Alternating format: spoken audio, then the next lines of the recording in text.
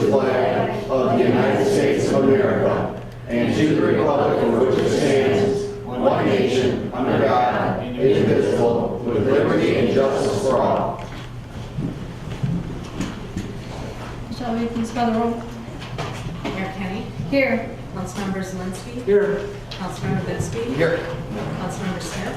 Here. Councilmember Woodruff. Here. Mayor Pro Tem Gustin. Here. City Manager. Here. City Attorney. Here.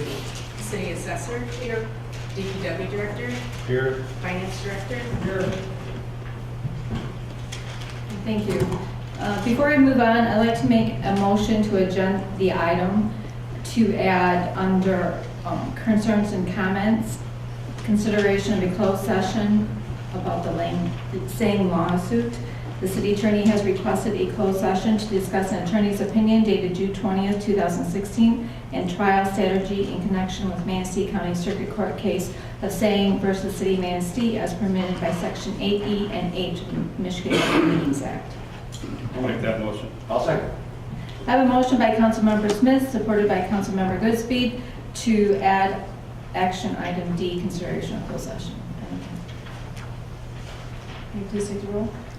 Councilmember Zelinski. Yes. Councilmember Goodspeed. Yes. Councilmember Smith. Yes. Councilmember Woodruff. Yes.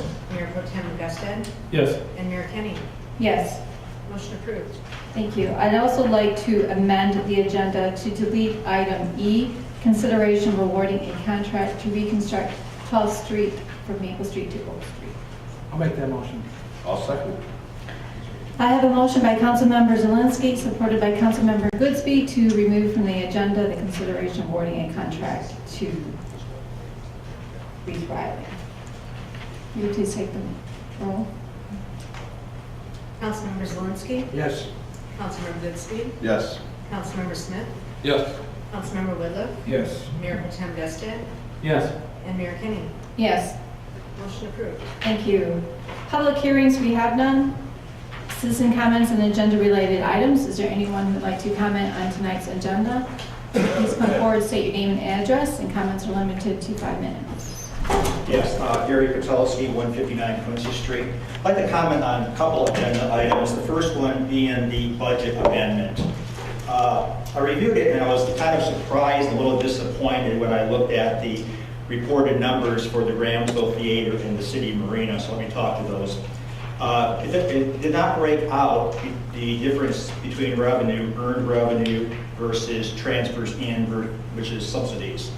For example, the Ramsville Theater in the budget amendment shows revenue of $347,148. However, that includes subsidies of $268,530. So the external revenue actually generated by the theater was only $78,318 for the full year, which was 25% less than the budget and actually 18% less than 2014 actual.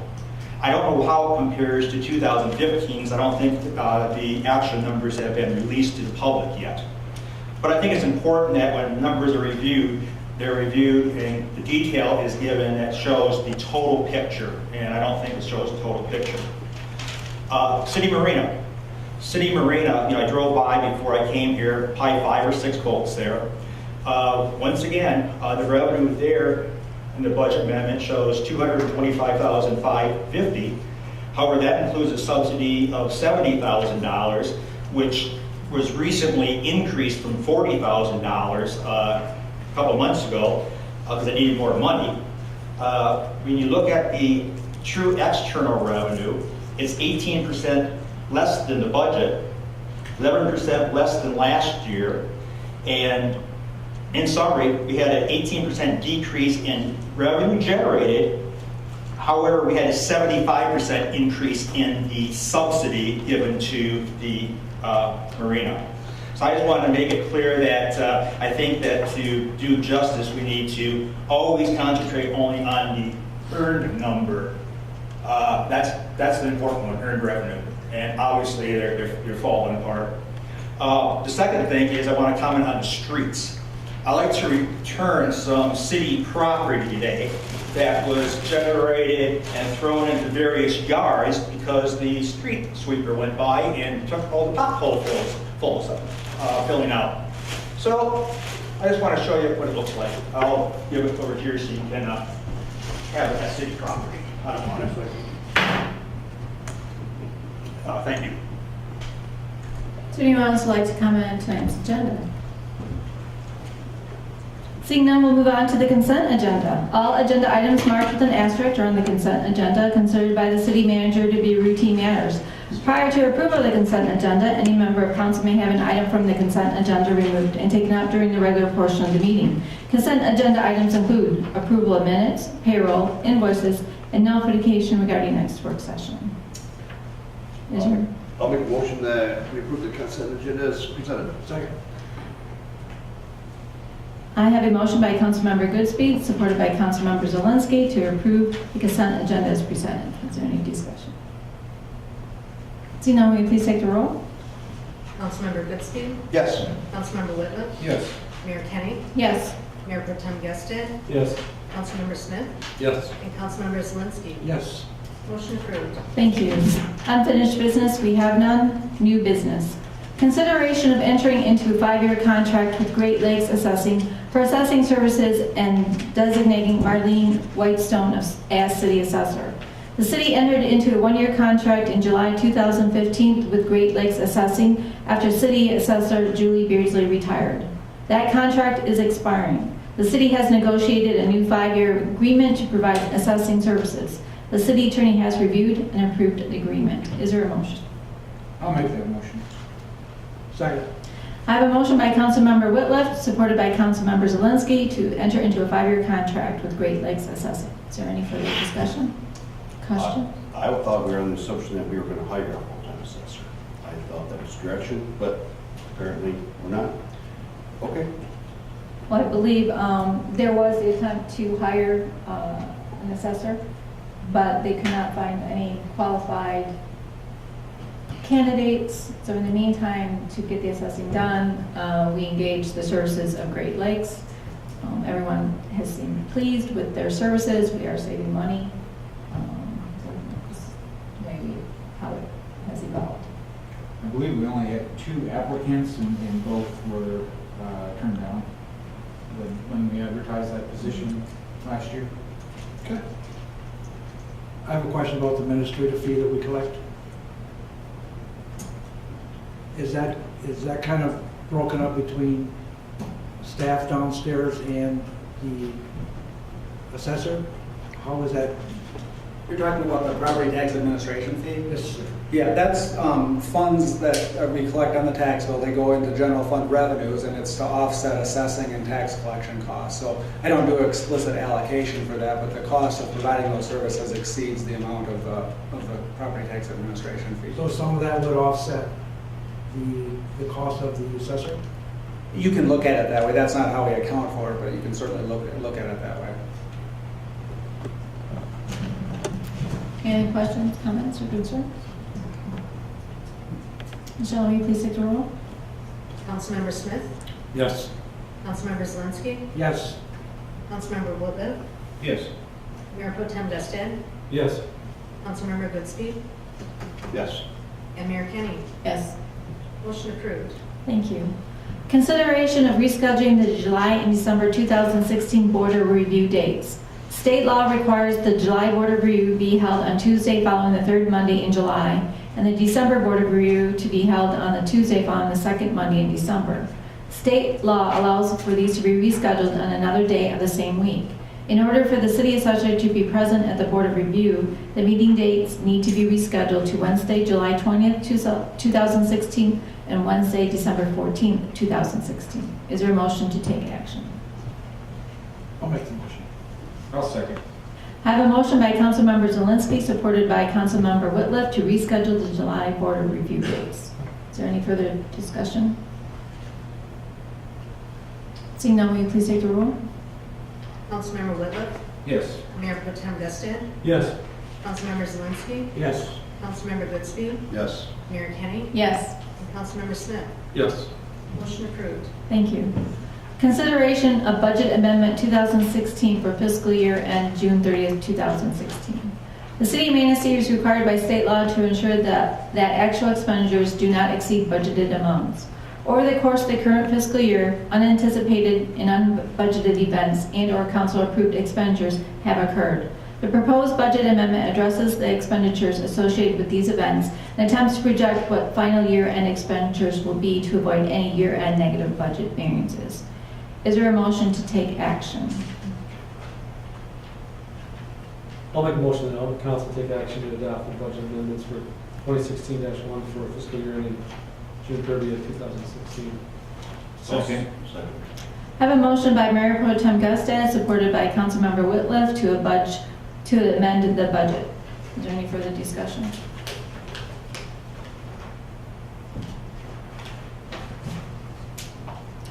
Seeing none, please take the roll. Does this include DDA? As I recall, DDA was 6 months late last year on this and have the same requirement the city has. I think they made their adjustments, and any adjustments, negative adjustments would come out of their fund balance, not city expenditures.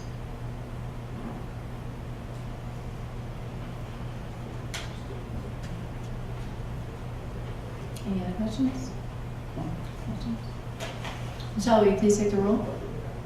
Mayor Pro Tem Guston, Yes. Councilmember Whitlow, Yes. Councilmember Smith, Yes. Councilmember Goodspeed, Yes. Councilmember Zelinski, Yes. and Mayor Kenny. Yes. Motion approved.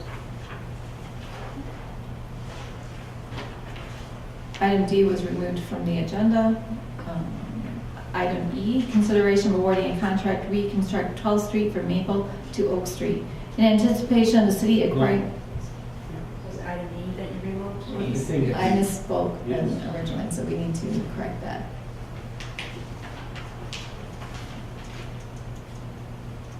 So we need to make an amendment. I think you had said item E was removed, because that's what mine was. But do we need to move E or D? I think- E was on the motion. E was removed, I think you. And D is still on the agenda.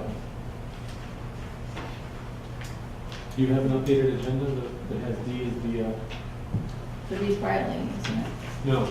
Oh, yeah, that's the Reese Riley paving. That's E what I is the need. consideration of 12th Street. E was. Oh, that's right. I'm sorry, I got that mixed up in my head. All right, item D, consideration of entering into a contract with Reese Riley for local street paving. As part of the agreement between the city and Reese Riley for the American Materials Development, Reese Riley is to provide $140,000 worth of paving in the city. It has been agreed upon that performing mill and fill paving on the following city streets has a value of $140,933.52. The city attorney has reviewed and approved the contract.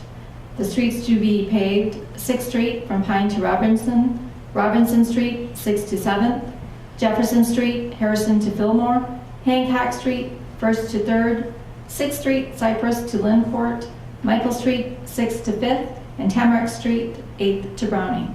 At this time, council could take action to approve a contract with Reese Riley.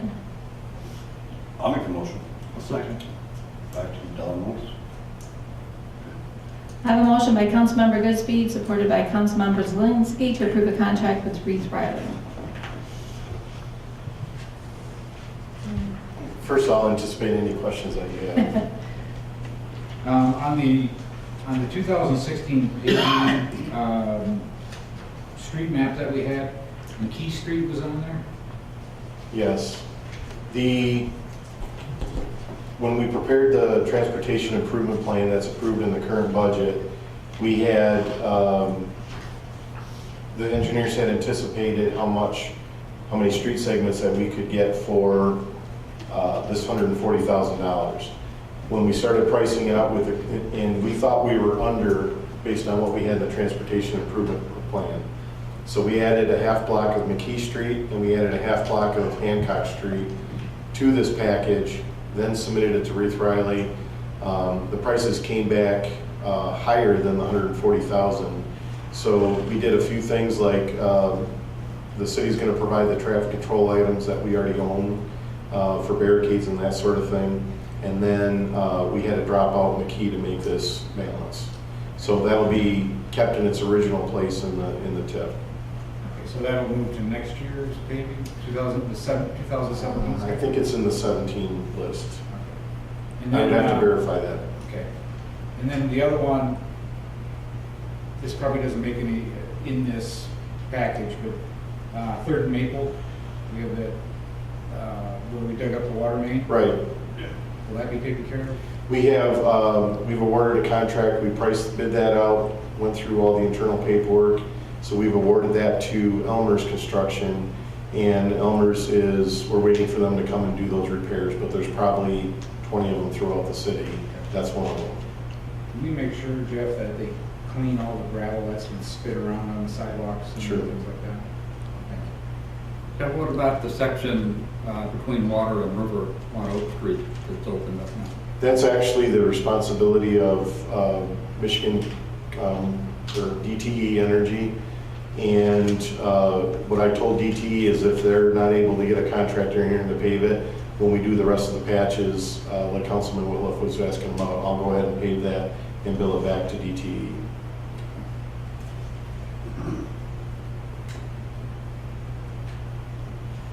The only other comment I'd like to make is that this project that we're contemplating, we had anticipated in the current budget that we're in. It will actually, if awarded tonight, the contractor will probably mobilize and do this work in the mid to late July. That is what they're indicating works into their schedule. But we're doing another 3/4 of a mile, essentially for $932 this time. Today we also finished up the contract documents to bid out the microsurfacing. So the contractor, or the engineers will have that out for bid tomorrow. And that's for the 6 miles of street improvements that's anticipated in the next fiscal year. We're going to bid it 2 ways. One, with an option to get the work done this fall. We're also going to price it to see if it makes a difference doing it next spring and try to get the best bang for our buck on that. So just to give you an update that we're staying with that program. And even though item E is off the agenda, we're just waiting for the court to make their decision. And if the decision's in our favor, we'll be ready to bring that before you and proceed with that construction project as well. That is, if it's granted, can that street be done this year before school? Yes. Okay. We will absolutely make every effort to do that. Okay. Yep. Great. Thank you. Any other questions? Looking down, please take the roll. Councilmember Zelinski? Yes. Councilmember Smith? Yes. Councilmember Bitsky? Yes. Councilmember Whitliff? Yes. Mayor Pro Tem Guston? Yes. And Mayor Kenny. Yes. Motion approved. Thank you. Consideration of applications to boards and commissions. The city clerk has taken action to advertise vacancies on the Brownfield Redevelopment Authority, Compensation Commission, Downtown Development Authority, Historic District Commission, Non-Motorized Transportation Committee, PEG Commission, and the Zoning Board of Appeals. All appointments by the mayor are subject to council's approval unless otherwise specified by statute or ordinance. Nominations for council appointments do not require a second. After a member of council nominates an individual for an appointment, council shall vote on the nomination. Majority vote in favor of placement of the nominee is required for appointment. The following applications have been received. The Brownfield Redevelopment Authority, there are 3 vacancies, 2 terms ending 6/30/19 and 1 partial term ending 6/30/18. Applicants must be a city resident or a person with interest in property in the city. This is a mayoral appointment. We had 1 applicant, Megan Kemp of 1725 Murky Road. I'd like to appoint Megan to the Brownfield Redevelopment Authority with a term ending 6/30/19.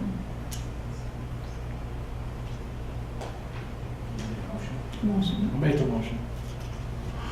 Support. I have a motion by Councilmember Zelinski, supported by Mayor Pro Tem Gustad, to appoint Megan Kemp to the Brownfield Redevelopment Authority. Will you please take the roll? Councilmember Bitsky? Yes. Mayor Kenny. Yes. Councilmember Whitliff? Yes. Mayor Pro Tem Guston? Yes. Councilmember Smith? Yes. And Councilmember Zelinski. Yes. Motion approved.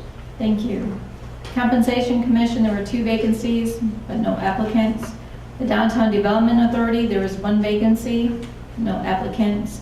The Historic District Commission, there's 1 vacancy, no applicants. The Non-Motorized Transportation Committee has 4 vacancies, 3 terms ending 3/31/18 and 1 partial term ending 3/31/17. This is a mayoral appointment. We had 1 applicant, Ken Blakely Schell of 411 Birchwood, that I'd like to appoint to one of the terms ending 3/31/18. I'll make that motion. I'll second I have a motion by Councilmember Whitliff, supported by Councilmember Goodspeed, to appoint Ken Blakely Shell to the Non-Motorized Transportation Committee for term ending 3/31/18. Shall we please take the roll? Councilmember Smith? Yes. Councilmember Zelinski? Yes. Mayor Pro Tem Gusted? Yes. Councilmember Goodspeed? it. Yes. Councilmember Whitliff? Yes. And Mayor Kenny. Yes. Motion approved. Thank you. Pay Commission, there's one vacancy, no applicants. Zoning Board of Appeals, there's one vacancy, but no applicants. Next, we'll move on to notices, communications, and announcements. A regular part of each council meeting is a report from a cooperating agency, organization, or department. Tonight, we'll hear from Finance Director Ed Bradford, who will report on the activities of the Finance Department and the Oil and Gas Investment Board.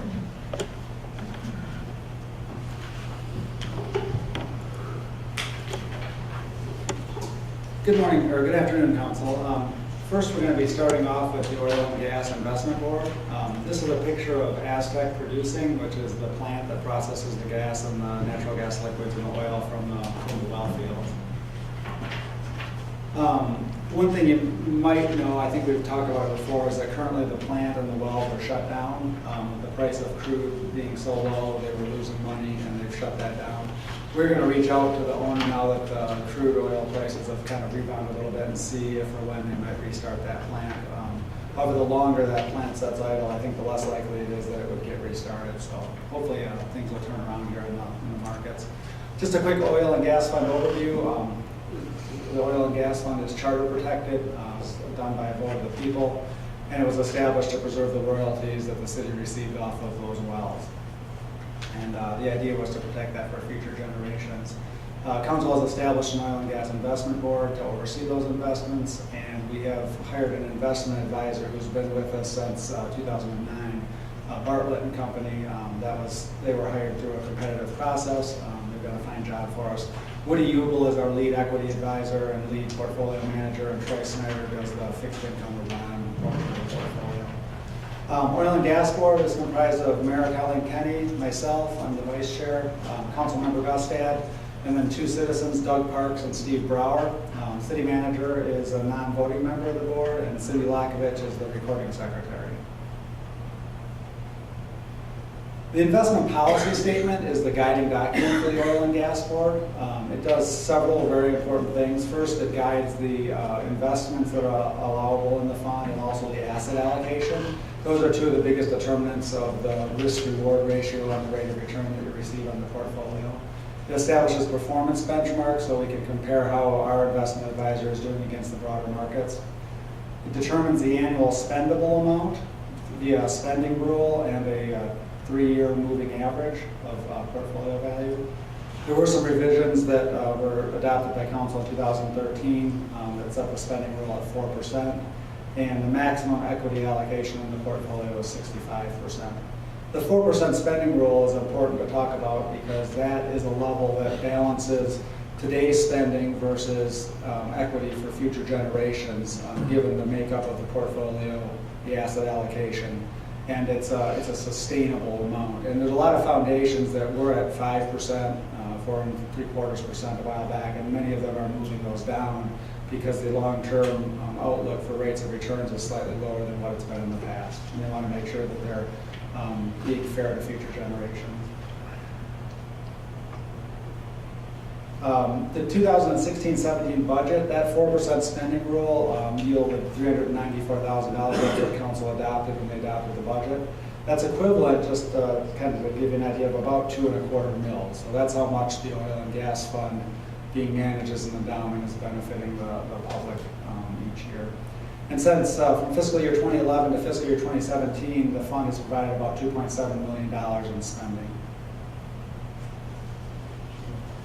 This chart here shows what crude oil has done since 2011. And you can see it was in that $100 range for most of 2012, 13, 14, and then just had a precipitous drop in late 2014, 2015. Then it dropped some more, and then just recently it's rebounded a little bit, as you can see here. And when I printed this chart, it was $48.41 a barrel, but it was down just above 30. The reason I show that chart is that has a direct impact on how much royalties we were receiving, and also obviously on decision to shut down those wells. You can see the royalties received here really have gone down in the last year, and they're projected to be zero because we're being conservative and assuming that that plant's not going to start back up.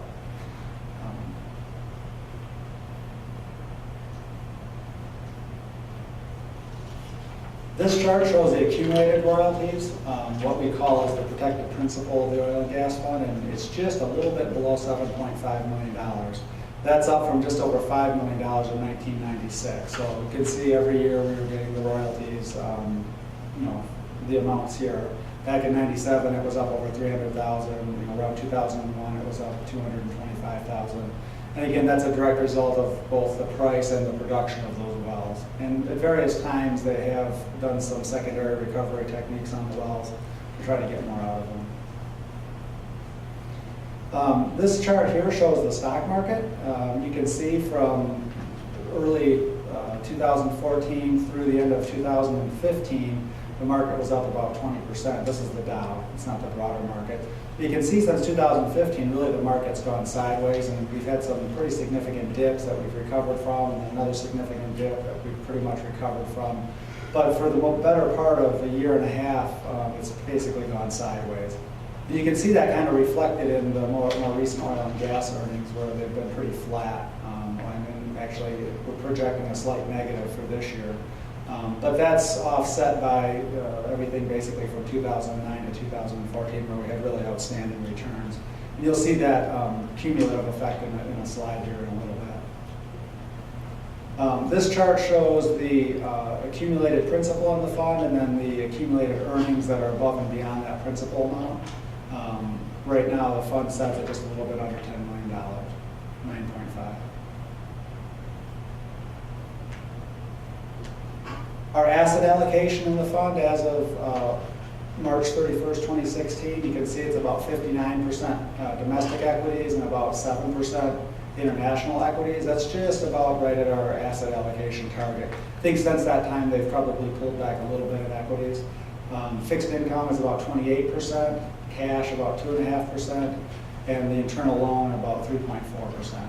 So that is an asset allocation that allows us, if performing as expected, to meet that 4% spending rule and not draw down the purchasing power of the fund. Here's the portfolio performance since Bartlett started investing it, which was, they used a measurement date of 3/31/09.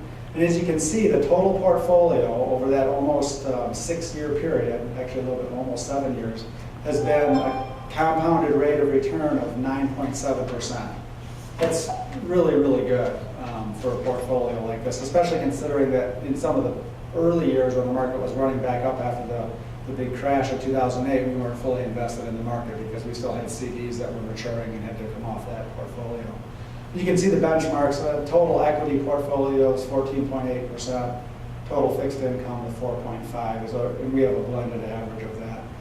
You can see here the trailing 1 year, though, is negative 1.1%, and that's reflected in the stock market photos that I showed you, or picture that I showed you earlier, where we've kind of gone sideways and had some drops.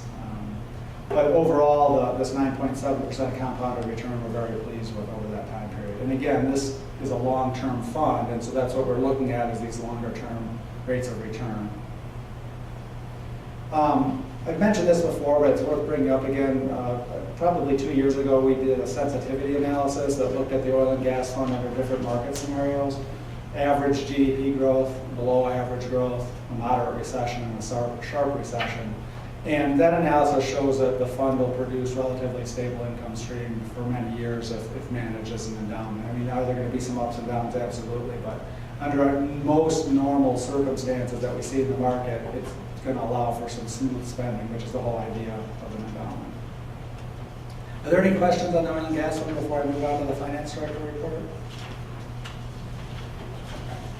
So I want to focus a little bit different for my finance director report than I have in years past. First of all, I want to recognize everybody that works in our office. It's a great crew. We work really well together. I think we provide excellent, high-quality customer service. And it's just a joy to come to work, and not everybody can say that. So I think the city is very blessed to have the quality of employees that we have down there. Michelle Wright's been with the city for 27 years and has multiple professional certifications, a master municipal clerk, certified public finance administrator, and a Michigan certified professional treasurer.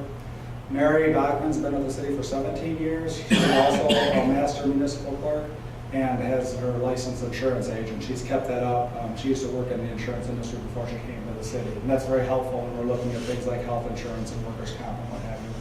Heather's been there for 16 years. She recently received her Michigan Certified Professional Treasurer designation after going through the treasurer school, and is also a certified municipal clerk, and I believe is working towards her master municipal clerk by taking some classes. Kelly McCall is the newest member of the team. She started in September of 2015 and has been working out very well down in the office. And myself, I've been with the city for almost 14 years. Back in February 14, we did the Clerk Treasury Financial Services white paper, and basically that paper laid out a reorganization of the departments downstairs. The recommendation was to create an administrative services department, and that has actually now occurred with the adoption of the current budget. This is kind of what the proposed organization looked like in that study of 2 years ago, where it had the Ramsdale Theater and the clerk and treasurer kind of being the administrative team, and then we had future additions being the city assessor and the facility manager, and then some consultants. And that's what we actually have gotten to now. The only different there is the Ramsdale Theater is really going to be reporting to the new Ramsdale Regional Center for the Arts, but he'll still be working very closely with the city because we're going to be doing a lot of the administrative for that organization. But we have the administrative team. We've got Mark Hansen being the facility manager. We've got Great Lakes Assessing and Molly as the city assessor. That contract was just pre-approved tonight. And then our main contract that I manage is our IT contract with IT Right, and our main contact there is Caleb Eifert. But really, I guess the point of this is we've been focusing on making this transition to this administrative services department. And what that really has meant is we've been transitioning a lot of duties. So when Kelly came on board, she has taken over utility billing, which used to be Heather's job. Heather is now taking over payroll and benefits, which used to be Mary's job, and Mary is working on accounts payable, which used to be part of Michelle's job. And that's to accommodate the structure that you see in front of you here that was laid out in that white paper, and allows us to do several things. One, which is cross-training, so that Michelle can step in and do AP if Mary's out, Mary can do payroll. We're going to continue to do that so that we have that flexibility in the office. But it also allows us to get to some areas that we haven't been able to maybe dive as deep into as we'd have liked in the past. Gives us much more separation of duties, just gives us a lot more capabilities, allows for better scheduling for vacation and coverage in the office and all that sort of thing. It really has been a positive change downstairs, and I think we're welcome to have it, and we're going to continue to implement that. The other thing that it does is it sets us up for succession planning, and I know that's one of the goals in the council's strategic plan is to make sure that we've got succession planning. And what we've done to date has allowed that to flow nicely into what was laid out in that white paper. So when Michelle decides to retire, and nobody wants to see Michelle retire because she's an excellent worker, but at some point she will be, we'll be in a position where we can pretty seamlessly fill in with that and not have a big disruption. And when you're losing a valued employee to retirement who has almost 30 years of experience, that's a big hole to fill, and you never fill it completely. But I think we're in a good position to be able to do that with as little disruption as possible when Michelle does decide to retire, which hopefully won't be for a while. At that point, then we'll look at that and we'll have to hire appropriate people to fill that in. The primary finance office responsibilities, this isn't the broader administrative service offices, but just what the finance treasurer does. We receive the revenue for the city, invest the cash. Investment opportunities are starting to get a little bit better. We've been in a very low interest rate environment for a number of years, but it's starting to tick back up a little bit in a few areas, so that'll help our interest income this year. We pay all the bills. We arrange for borrowing, whether through bonding or through bank financing, to do the budget in conjunction with the city manager, do all the accounting, financial analysis, financial reporting, answering a lot of questions for the general public. Just some quick office metrics. We process 8,000 tax bills a year, about 40,000 water bills, and around 5,000 miscellaneous receipts every year. Some days we have over 200 transactions, particularly when water bills and tax bills are getting close to being due at the same time. We process, 2,400 AP checks and about 5,000 or more invoices a year, and we serve up to 125 customers at the counter. Some days it might be a little more, a lot of days it's less. Looking ahead, we're going to continue to transition to the Administrative Services Department and continue the cross-training and transition of duties, and that'll take the rest of this year and into next year, but it's going very well right at this point. We'll be updating and revising our Department Policy and Procedures Manual to reflect that new structure and make sure it's refreshed and up to date. We're going to work to support the Council Strategic Plan. There are some items in there that our office is directly involved with. And then we're going to begin evaluating a new accounting suite to replace our Fund Balance program. That's the name of the program. It's called Fund Balance in fiscal year 2018. That's penciled in the capital improvement plan. And that's going to be a big, big job. And so we need to get started early on that and make sure we get the best product for the city that's going to serve us well in the long term. So that's kind of where we're headed in the next year. Are there any questions for either myself or for Michelle in the finance office? Not on the accounting process, but could I go back and ask a question about oil and gas? Sure. We have contractors of record which we've approved for a 3-year period of time and such as that. Our investment company, is that an indefinite appointment, or is there ever any review on?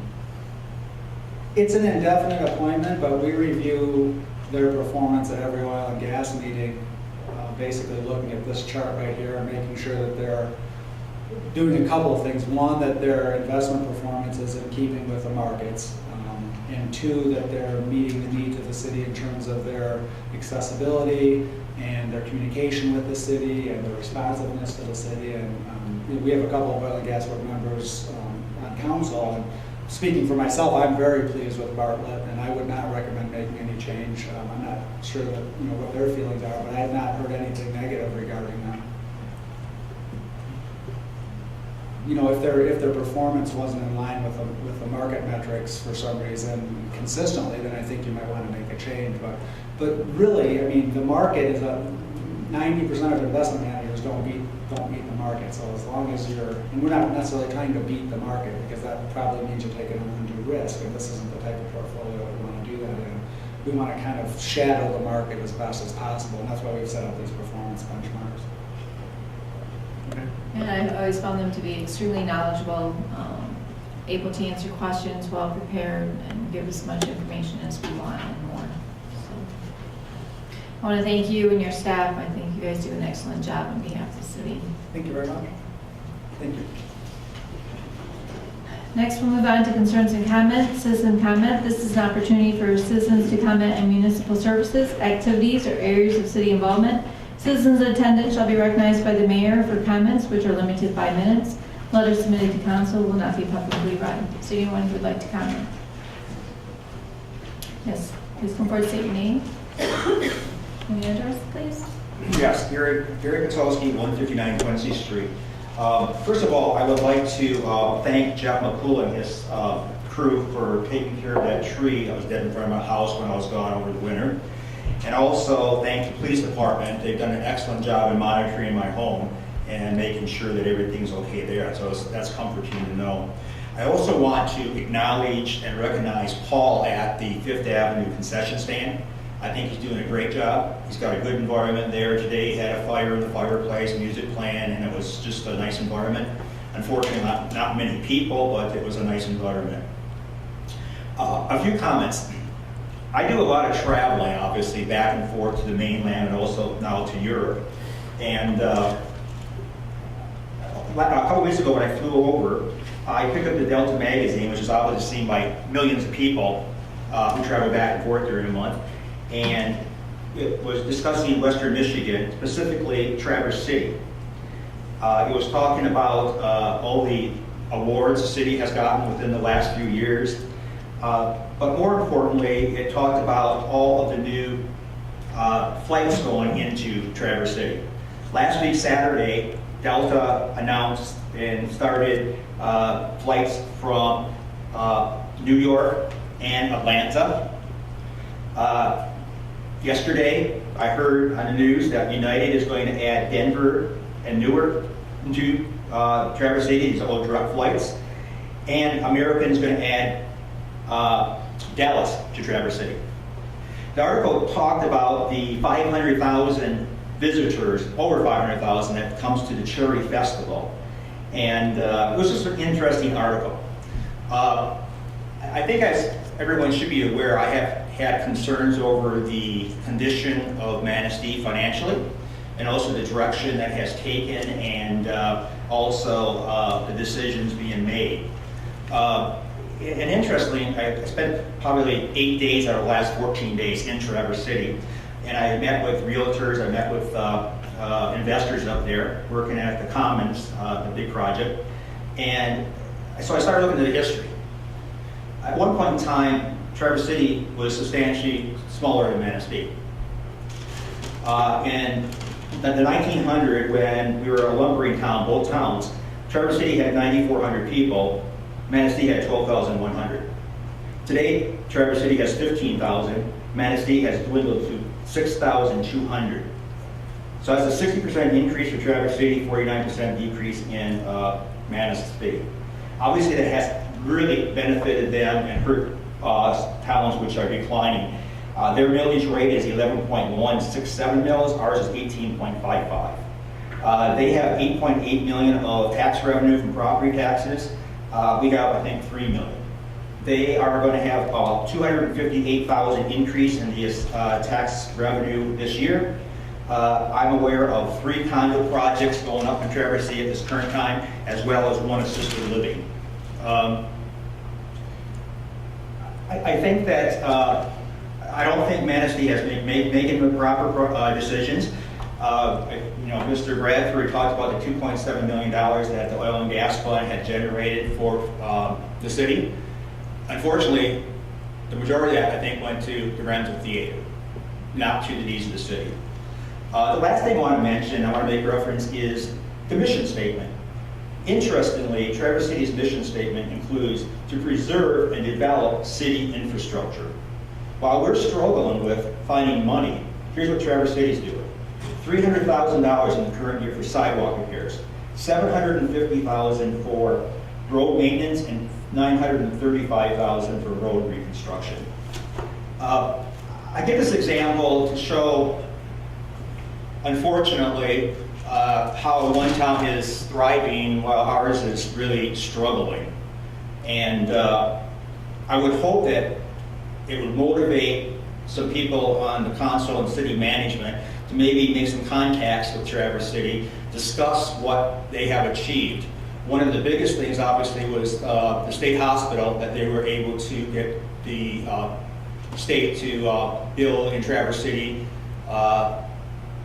They had foresight, I'm almost finished, foresight of lumbering going down, and obviously Dr. Munson worked there, which led to Munson Hospital. That could have been Manistee. So, just something to think about. Thank you. Anyone else would like to comment? Yes, please come forward, state your name and address. Hello everyone, I'm Jen Tower, and I'm living at 712 Harbor Drive. And I was here in early November with an issue about a limb trim that has grown exponentially large and has taken away the view that this house originally had to Lake Michigan.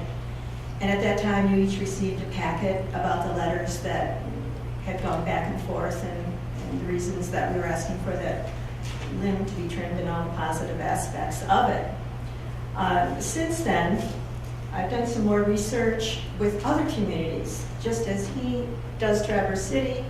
I have done some of the other coastal cities, and we have found that other coastal cities who have worked to positively and progressively develop plans and policies for view issues. In talking with a Ludington DPW supervisor, he was not opposed to homeowners paying for the trimming and cleanup when the same set of circumstances that we have presented to you, I gave to him. And that was at the end of December, and that was on a phone conversation. When our issues were presented to the Frankfurt city manager, he said that he would work it out with View Issues. After being directed to the Muskegon Cemetery and Forestry Department supervisor about our circumstances, the answer that they gave me over the phone simply was, cut the limb. I said, well, the limb isn't dead and it's not diseased. Again, they said, cut the limb. I'm like, wow, how nice to have immediate understanding and cooperation for View Issues.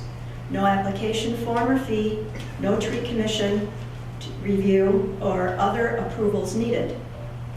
Harbor Springs has dealt with this scenic issue in written form by adopting the attitude that in circumstances where a property owner's view of the bay may be obstructed or limited by vegetation growing on city-owned public property, the city may permit limited trimming, removal, or replacement of such vegetation at the property owner's expense, following requirements and conditions in the vegetation management on city property policy.